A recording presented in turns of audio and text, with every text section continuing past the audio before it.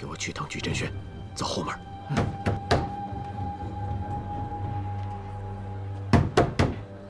谁呀？大清早的砸门，我家主人要见陆离。欧阳，哎呦，快请快请！陆老板，你心心念念的石桥图，我带来了。义兄，那个欧阳全说的并非实话。你这么肯定？来我大唐做生意的波斯人、大邑人和粟特人，都是以品鉴和收受珠宝著称的。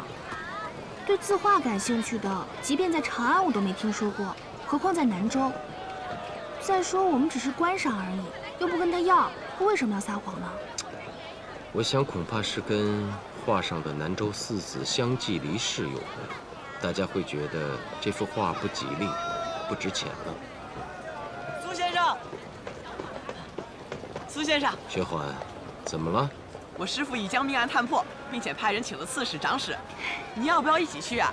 哦，熊刺史、罗长史、苏司马，陆公父并不是因犯急症胸痛病而死，更不是因为哀思颜元夫伤心过度而亡，他是被杀的。当真如此？陆参军，得出此结论，你可一定得能服众啊！还请三位与我一同前去验尸。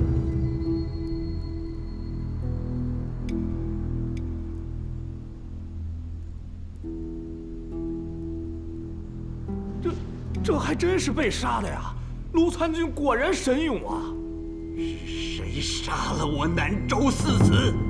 赶快缉拿凶手！凶手已经缉拿归案，是琴师灵宝。一个为歌舞伎伴奏的琴师，竟有如此大的胆子！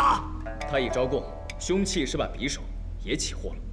真没想到啊！这古琴圣手陆空腹，竟落得这般结果。南州四子的声誉，南州四子之中伯期还有冷疾，现也压在南州狱。中冷二群被压在这里，为什么？原因嘛，我们一同审了便知。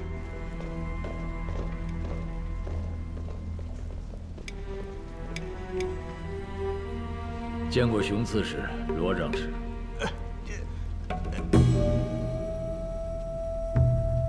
我罪可当斩否？若斩，快些！我要去陪元夫公父，迫不及待。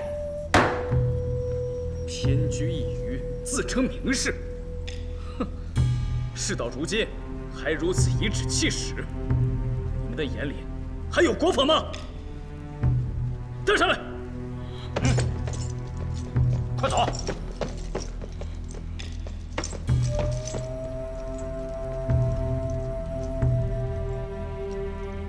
涂元丕，可是他们二人雇你行凶的？就是他们俩。钟先生给的钱，冷先生吩咐的。吩咐你做什么？吩咐我抓住林宝，严刑拷打，叫他招供，录下供词，以备下葬之日烧给陆公父，然后把林宝带到灵堂去，由他们亲自处死。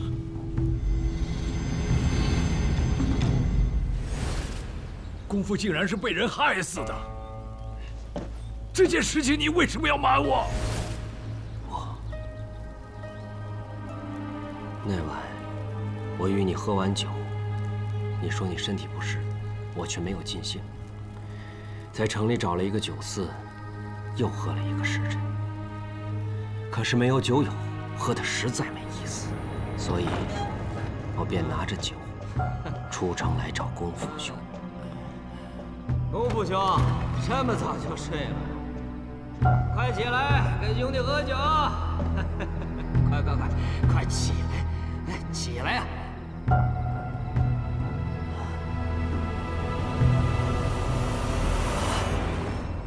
元父兄不幸病故，如今公父又遭意外。我知贤兄身体不好，若告诉你他是被杀，你岂能受得了？再者说，南州四子怎可以横死为结局？若传出去，岂不让人耻笑？为了保全四子名声，我就亲自给公父兄换了衣服。难道贤弟就不想抓住凶手，替姑父报仇吗？如何不想？公父生前孤傲，得罪了不少人，但到底为何人所害，我也不知道。看来此事还需报官。不可，那样我四子之名将毁于一旦。对了，姑父的琴不见了，凶手会不会是为秦杀人？袁父出殡那日，贤弟还记得吗？有人拦路拜师，他叫林宝。一定是他，一定是他。钟伯奇、冷吉，你二人对命案知情不报，背地里你们雇不良之辈行凶，欲对林宝处以私刑，该当何罪？熊刺史，此二人是所谓的南州名士，该如何定罪？当然还得由您来定夺。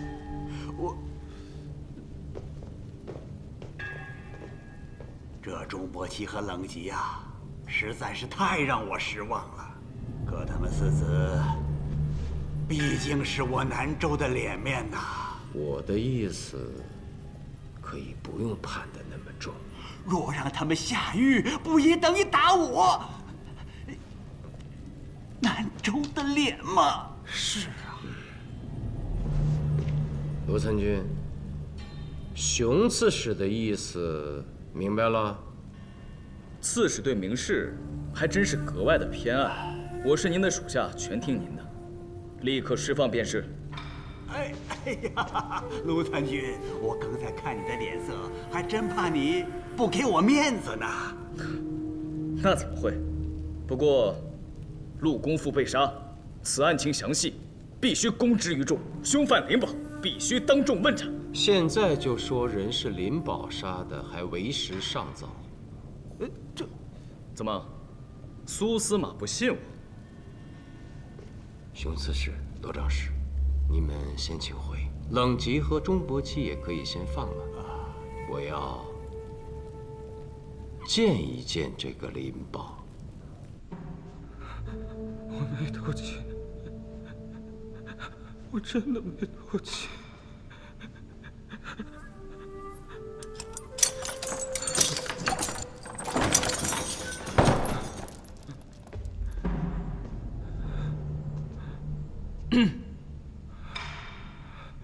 我是杀了陆公父，但我真的没有偷情啊！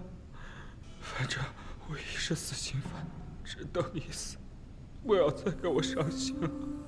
林宝，我是新任南州司马苏无名，我只问你3个问题，你需如实回答。那夜你潜入陆宅是什么时辰？想好了再说。不用想，昼时烧过。你确定？我潜入他家院子的时候，正好传来了打更的声音。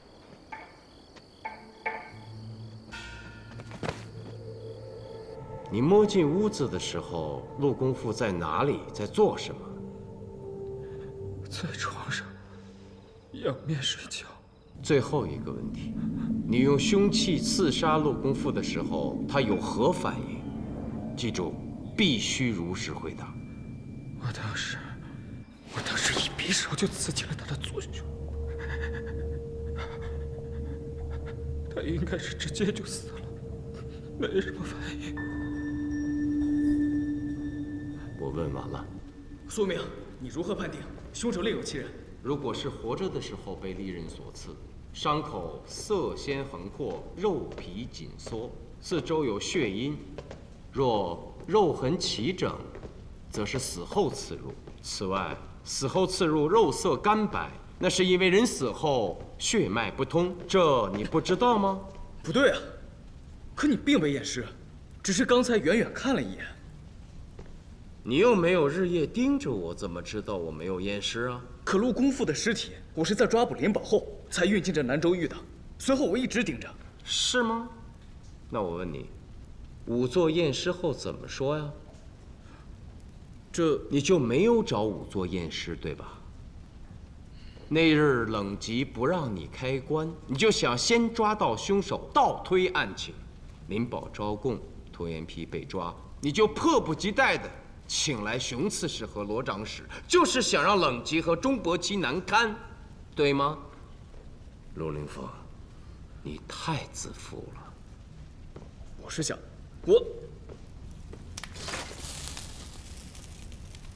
没请仵作，你自己验尸，你可否发现陆公父颈下的勒痕？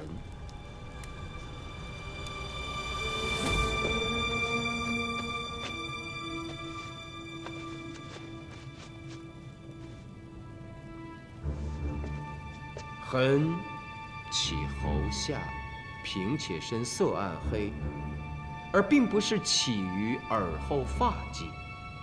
这是绳索不相交才会有的死相。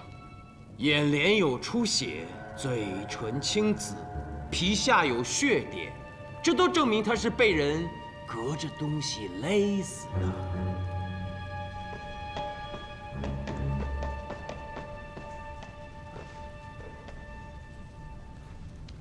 苏司马，我这个代司法参军犯下大错，请立刻将我革职。刚才林宝说琴不是他偷的，怎么，那三国古琴还无下落？是，我以为与本案并无直接关联，所以你便忽略了。陆参军，拜见苏司马。陆参军，你简直神了！你让我盯着欧阳泉，我发现他鬼鬼祟祟地去了聚珍轩。他离开聚珍轩的时候唉声叹气的。之后啊，聚珍轩来了好几个人，看着都不像好东西，还有人套车。最后我亲眼看见聚珍轩的老板抱着2样东西上了车，一样就是欧阳泉带过去的盒子，另一样，南州老百姓人人认识，那就是陆公父的三国古琴。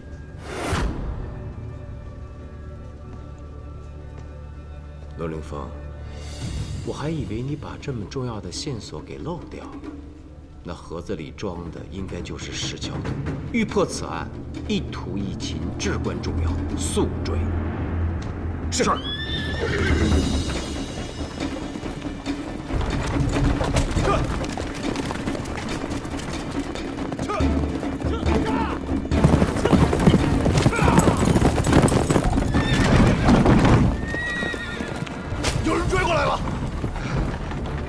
各位英雄，你们既收了我的钱财，就快去替我拦住这些谋财害命之徒。等到了长安，我定当双倍报答呀！你2人护车先行，其他3人随我断后。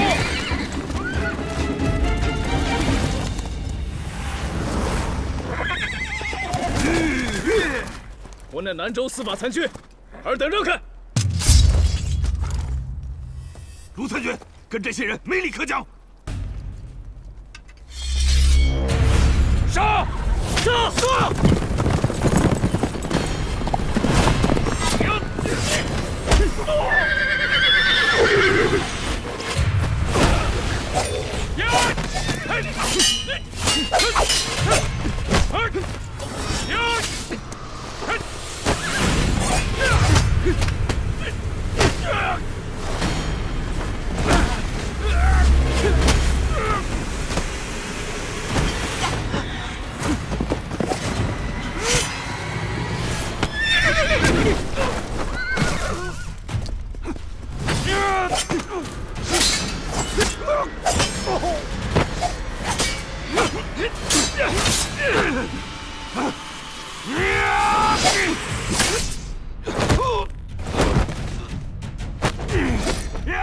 老谢，不许老杀，快回去细审。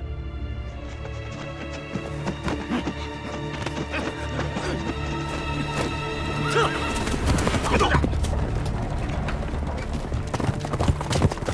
撤！驾！撤！撤！撤！少了1匹马，舒缓，继续追。是，驾！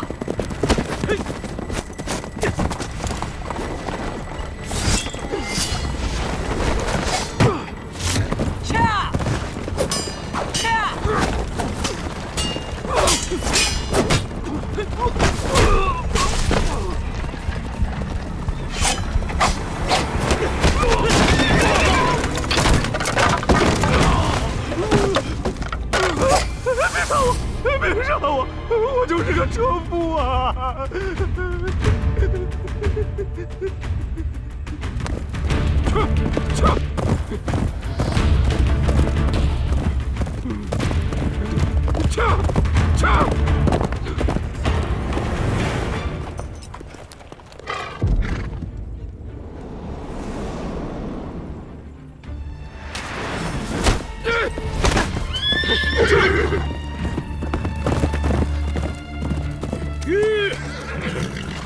师傅，他朝那边跑了。你没事吧？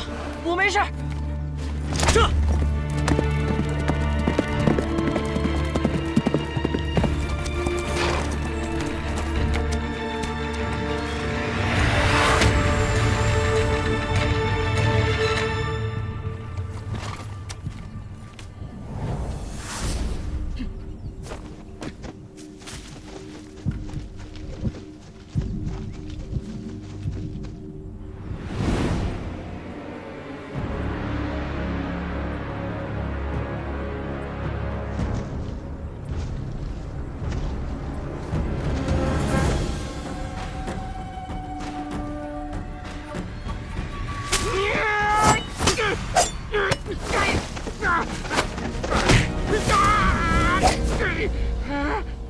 你这贼寇，杀了我吧！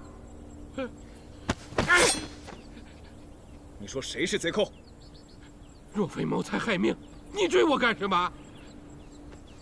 我的钱全在这儿，你拿去便是了。放肆！我乃南州代司法参军，陆公父的古琴与石桥图何在？我怎么知道啊？师傅，他藏在这儿了，这儿，这里。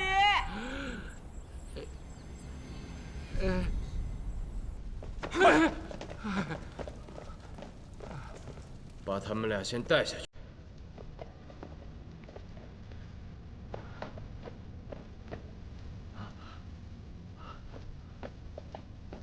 快看！看见了吧？苏司马已经先行预审，你就从实招来吧。我可没杀人呢，我确实是想得到那幅画，可我没杀人呐。那你为什么要逃离南州，还请了刀客护送？我想尽快到长安把石桥图给卖了。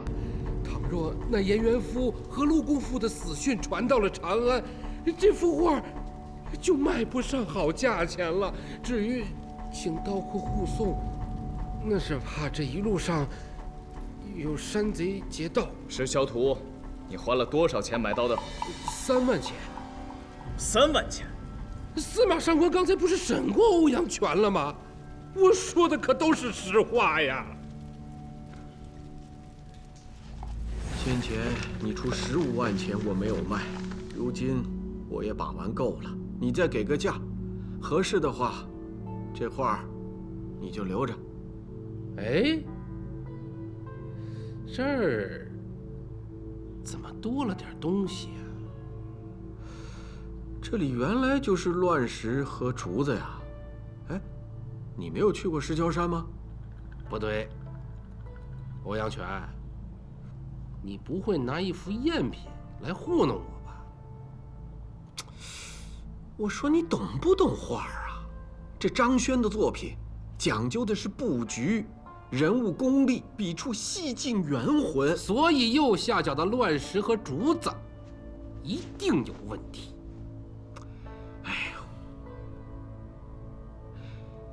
我实话跟你说吧，因为我存放不当，这块被水浸泡过，留有水渍，所以我就动手给补了几笔。你，欧阳全呐，欧阳全，你知道你都做了些什么吗？你把张轩的这幅名作都给毁了。那事已至此，你开个价吧。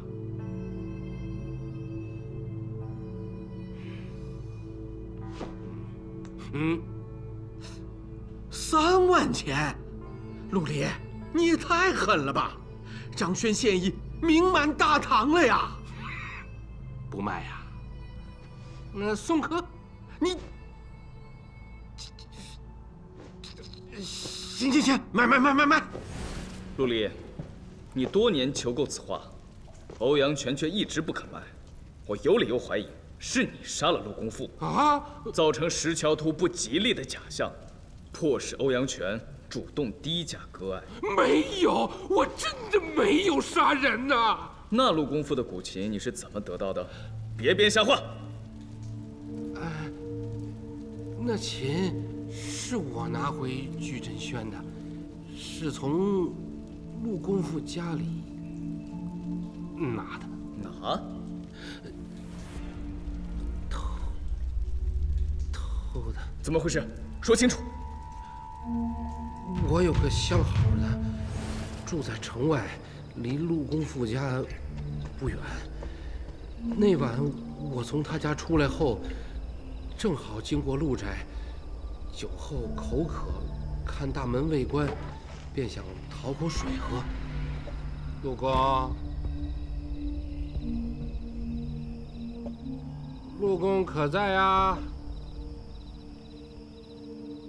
哼，也喝酒去了。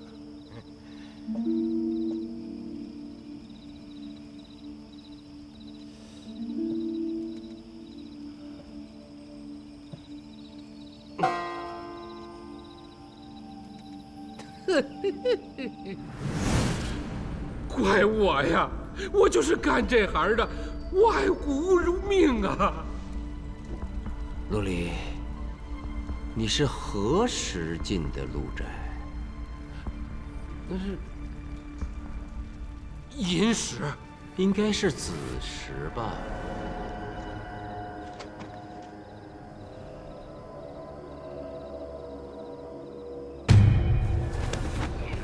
陆公父是被你勒死的，然后你又将他的尸体拖至磨坊内，摆放成正在安睡的姿势。没有啊，上官！我真的是在寅时才路过陆宅的。我那个相好的米氏，她的男人是个更夫啊！我每次跟他幽会，都是寅时才离开的。上官明鉴，上官明鉴，上官呐！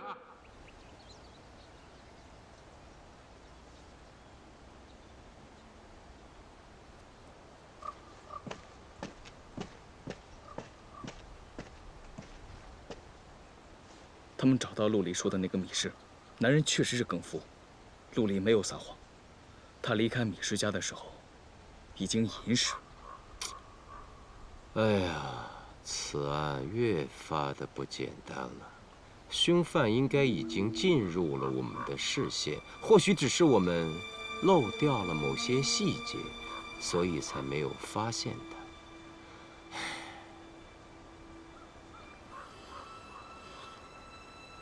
苏明，要不是你，我就把灵宝行凶的布告给贴出去了。贴布告？这是个好主意。把陆公父被杀的事情公之于众，重赏提供线索的知情者。有的时候，这就是探破贵案最直接、最有效的方法。提供线索，接赏摆钱。陆公父是被杀的，我还以为他是跟着颜元夫而去了呢。哎，这兰州四子啊，竟落得如此下场，以后谁还当什么名士啊？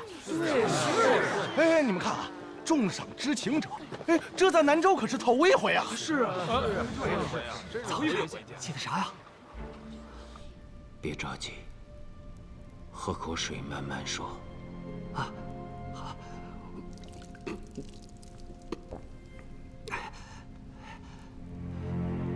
勒死陆公父的是个和尚，我亲眼所见。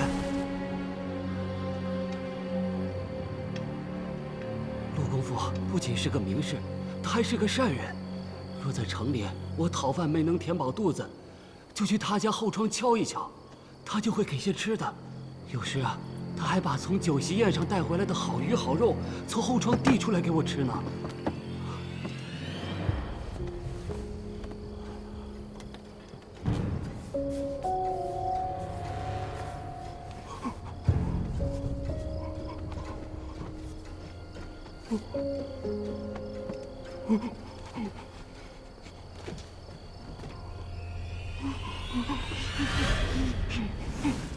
这是什么时辰的事儿啊？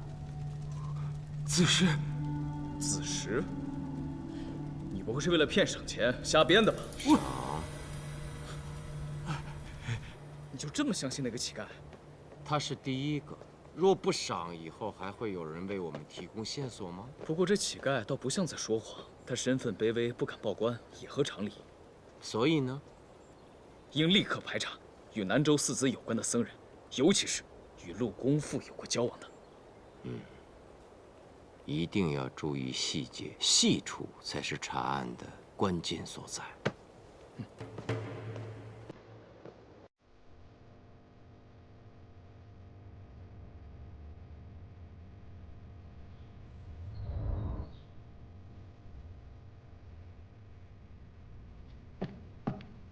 你们在干什么呢？鸡肉粥都热了3回了，到底开不开饭呢？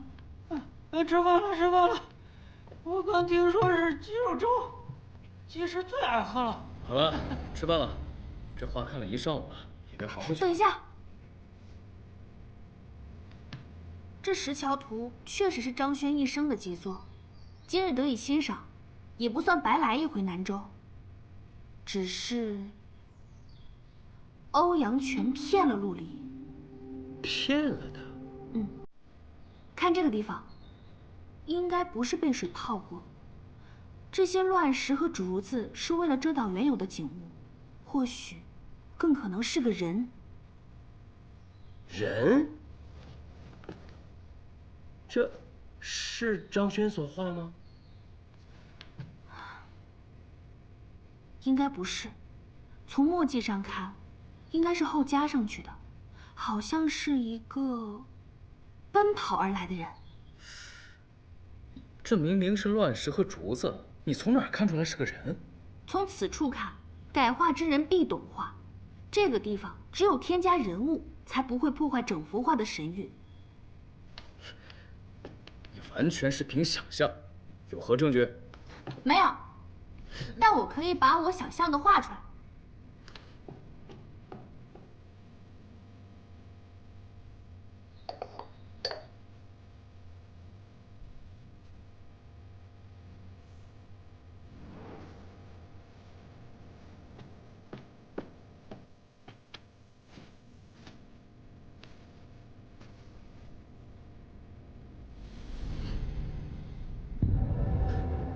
你画的不就是欧阳全吗？你们只见过一面，就能……此画一直被欧阳全所收藏，改画之人一定是他自己。若真如喜君分析的那样，这里原本有个人物，那必是欧阳全无疑。他是想通过这种方式了却自己成为第5子的心愿。若此画传世1000年，又有谁会知道，到底是4子还是5子呢？欧阳全用这种笨拙的方式获得不朽，倒也真是可悲可叹啊。欧阳全，就像那灵宝，对南州4子由慕而怨，再生恨。不对啊，陆公父死的那日，他在家，我看过证词了。我也看过证词，可证人都是他的家人，只是说在后花园宴客，通宵达旦。但到底请了哪些客人？客人的证词何在？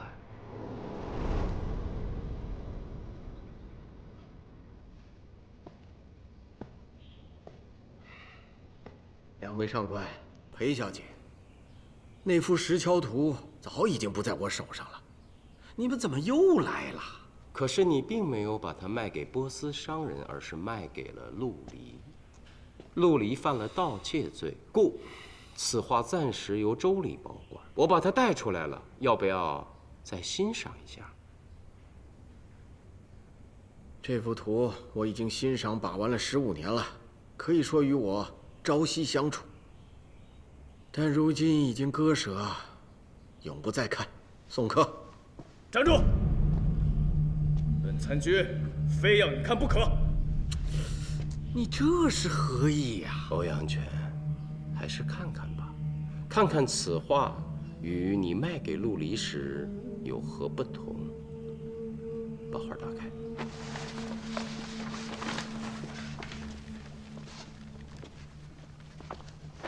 来来来，看看右下角。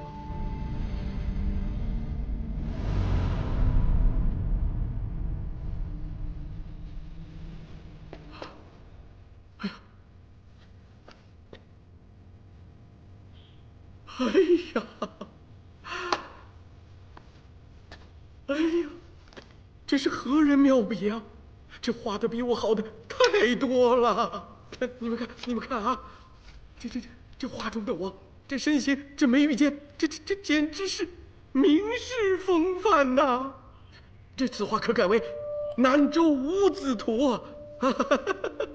这是何人所画呀？我义妹喜君。哦，如果我没猜错，这正是您改画的原意吧？是啊，可我改的不堪入目，与这画上的4位名士相比，俗不可耐。哎，喜君小姐，可否将这个我直接改在这幅画上啊？我愿出重金酬谢。对了，这石教徒现在已经不是我的了，我要把它赎回来，我要出15万钱。苏司马，这可否成全呐？欧阳权，你想加入南州4子，竟如此执着。对呀，这是我此生最大的心愿呐。故被陆公父拒绝，赶出家门之后，由绝望而萌生杀意，假意在后花园宴客，却不准其他人进入。此时再翻墙而出，又借城墙低矮，潜行到郊外，再对陆公父痛下杀手。哎呦，陆参军，你说的我确实想过，我甚至在梦中都实施过。可是我对4子之情由不得我下手啊。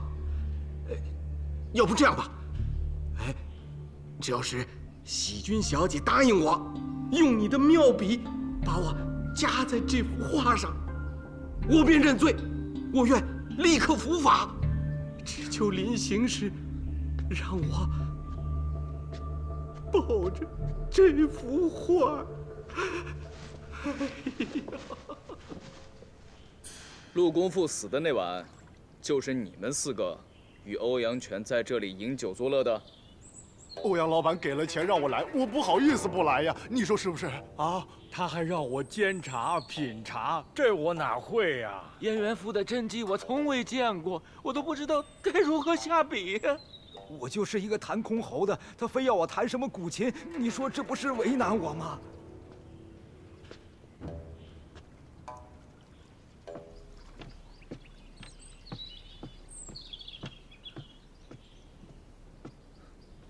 那4个人都交代了，欧阳权给他们钱，让他们装扮成南州4子，就在这园子里与他携手，共作竹林之友。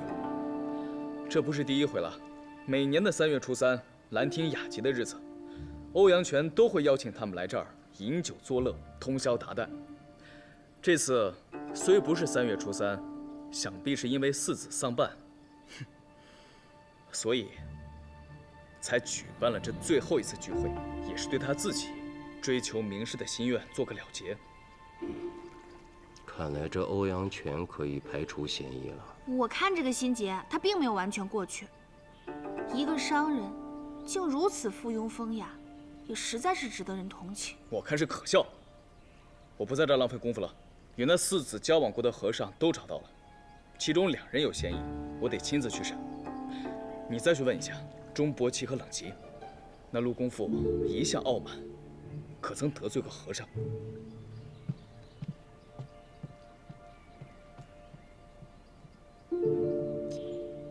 哎呀，从性格上看，这卢凌风和义妹真是大相径庭啊。所以呀，要想使卢凌风像义兄一般心思缜密、断案如神，我才是他最好的帮手啊！哼。卖梳子，卖梳子了！这位大哥，来把梳子吧。去别处卖去。这个是自家做的桃木梳子，驱鬼辟邪的。再好我也不要，赶紧走远点，不然的话，我会挨板子的。快走！哎，买一把吧。哎呀，快走快走吧你！这里就是中府吧？你是新任南州司马苏明，想拜访钟先生。原来是上官呐。不过，我家主人和冷先生正在监察呢，这恐怕什么？监察使，就算刺史来了也不见。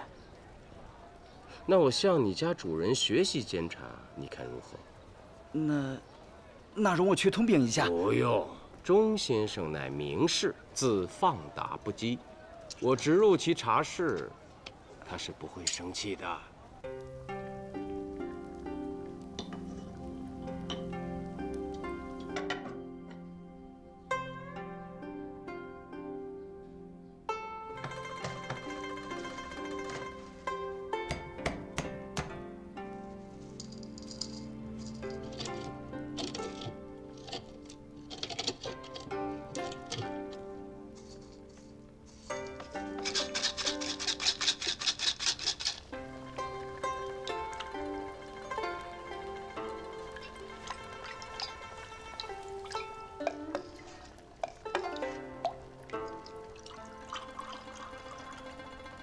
在长安时，苏某只知茶可饮，后来听说南州有名士以品茶为道，今日我才得见如此精妙的监察之法。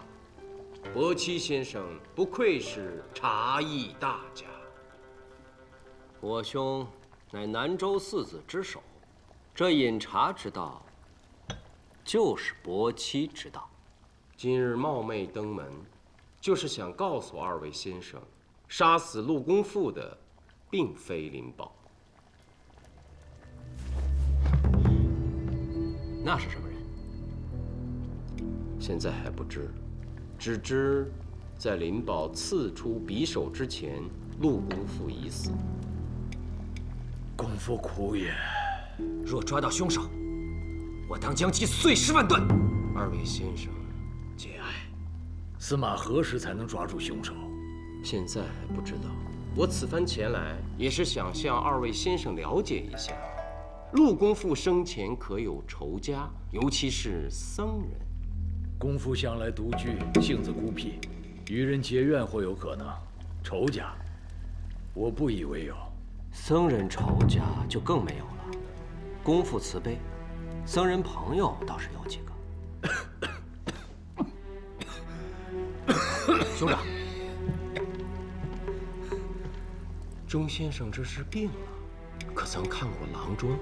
啊，救急，无妨。